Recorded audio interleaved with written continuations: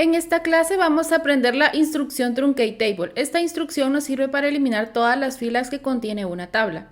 Ya habíamos aprendido la instrucción delete, que si no le ponemos la cláusula where, igual podemos borrar todas las filas que tiene una tabla. Pero ¿cuál es la diferencia entonces entre Truncate Table y el delete?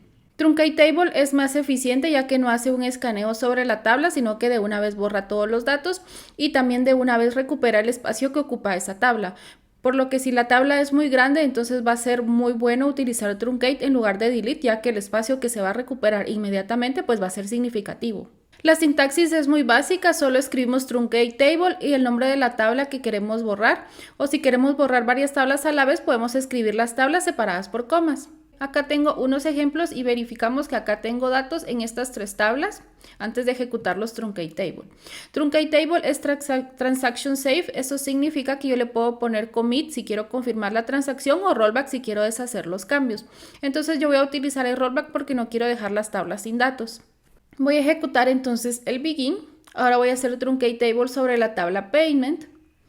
Hago el select y puedo ver que ya no tengo datos. Si ejecuto el rollback y nuevamente el select, recuperé los datos. Ahora voy a hacer nuevamente begin y voy a hacer un Truncate Table sobre dos tablas a la vez. Entonces pongo Truncate Table, rental, inventory. Ejecuto y acá me da un error porque me dice que tiene llave foránea hacia la tabla payment. Entonces voy a hacer rollback. Voy a agregar entonces en la lista de tablas la tabla payment. Vamos a hacer nuevamente begin. Ahora voy a ejecutar este Truncate Table con estas tres tablas. Ahora sí me dio éxito, vamos a hacer select sobre las tres tablas. Y efectivamente ya no tengo datos. Y voy a hacer rollback.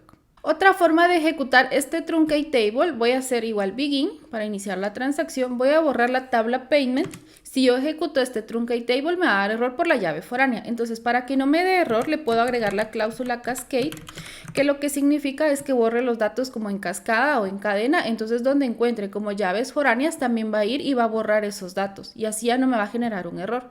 Entonces vamos a ejecutar acá. Ahora ya no me dio error. Y si yo selecciono la tabla payment, aunque yo no la especifique acá en la lista, también se borraron los datos. ¿Y por qué? Los datos de la tabla payment dependían de alguna de estas dos tablas. Igual estas dos tablas también las borré. Y vamos a hacer rollback para recuperar los datos. Ahora hagamos otro ejemplo. Vamos a borrar nuevamente estas tres tablas. Voy a hacer el begin. Voy a ejecutar este Truncate Table. Voy a verificar la tabla inventory y puedo ver que se borraron los datos. Si yo hago acá un insert sobre la tabla inventory y hago nuevamente el select, me doy cuenta que el inventory ID continuó el correlativo en el que se había quedado antes de hacer el Truncate Table. Entonces acá, ¿qué pasa si yo quiero? Ok, yo quiero borrar las tablas y dejarlas completamente vacías, pero yo quiero reiniciar como también el contador, que nuevamente se inicie desde 1, 2, 3, etc. Entonces también le podemos agregar acá una cláusula para eso. Voy a hacer rollback para deshacer los cambios.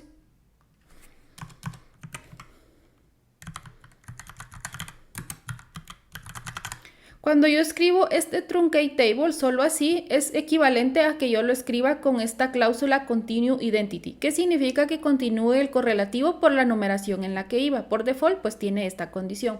Si lo que yo quiero es reiniciar el contador, entonces en lugar de Continue, escribo Restart. Y entonces acá se va a iniciar el contador. Vamos a ejecutar el begin. Ahora el Truncate Table. Ahora voy a ejecutar el insert.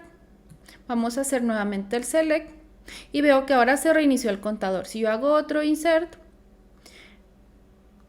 ahora puso el ID 2 y 3, 4 y así va a seguir el correlativo. Entonces, de acuerdo al comportamiento que necesitemos, le podemos agregar o no esta cláusula. Voy a hacer el rollback para deshacer los cambios. Algo que es muy importante en el Truncate Table es que, por ejemplo, cuando tenemos una tabla y si yo tengo un trigger de delete, si yo hago un delete y borro todos los datos de esa tabla, se va a disparar el trigger de delete y se va a ejecutar la acción que tenga ese trigger programada.